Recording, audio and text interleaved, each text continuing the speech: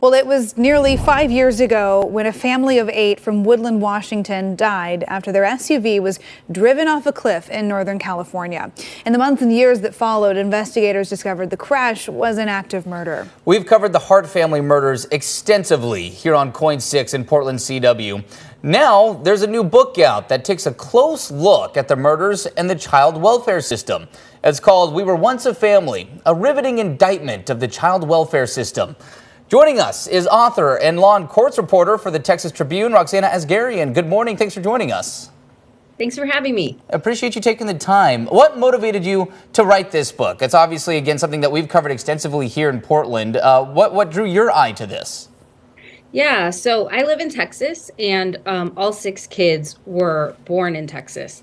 And I started reporting this from the mind frame of where these children came from and who their birth families were and what happened in the foster care system that led them to Jennifer and Sarah Hart. It really is a story that you have to take such a deep dive into. I remember first reporting on it, everyone thinking that this was just an unthinkable tragedy, right, only to reveal that there was a lot more to the story.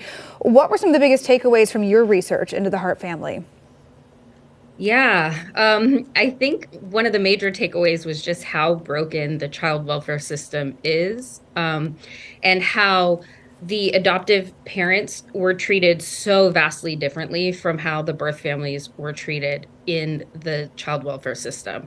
So where the adoptive parents got the benefit of the doubt repeatedly, even though there were signs of abuse and people reporting it, the birth families were investigated for neglect, not abuse, and lost their kids after minor issues and mistakes. I mean, there's multiple things I'm sure you could point out, having done your research on the child welfare system, and I'm sure it would probably take months to go over the amount of issues that need to be addressed. But if you had to highlight one thing that you're like, this needs to be taken care of now with the child welfare system, what would you point to?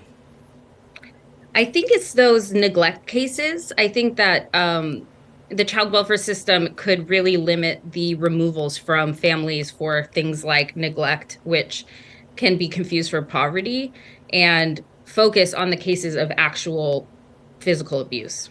Yeah, I think it's so challenging on so many levels when you look at a system that is designed in theory to try to set up these kids for a better life, to try and help children, but time and time again you see people falling through the cracks, or issues that are not being addressed. Do you think there needs to be systemic change? Is this something that can be affected at a local level? How do we, begin to really take care of the kids that are stuck in all of this?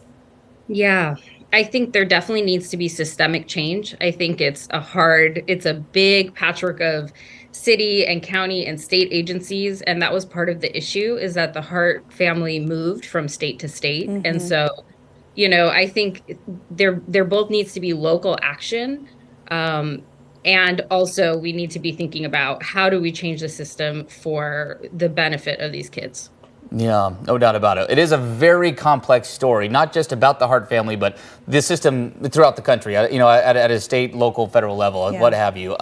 Roxana, really appreciate your time this morning. Before we let you go, where can people find your book or learn more about this? You can find the book anywhere you get books, and I will be at Powell's actually on May 7th to talk about it. Oh, great. Yeah, would love to have everyone come out and really dive deeper in this story. It's one of those things where we covered it. Obviously, it made national headlines, and just with the way that sometimes mainstream media can move, I think not as much attention was paid on the lives of these children and what actually happened with this family beyond this horrible crash. So really appreciate you digging into this issue and really taking a closer look here at these families' lives that were forever changed. Roxana, thanks so much for joining us. Good to talk with you this morning. Thank you. And of course, if you do want to learn more about Roxana's book, you can come out to Powell's in May. She'll be here. We'll have everything else that you need to know more on this story on the AM Extra section of KOIN.com.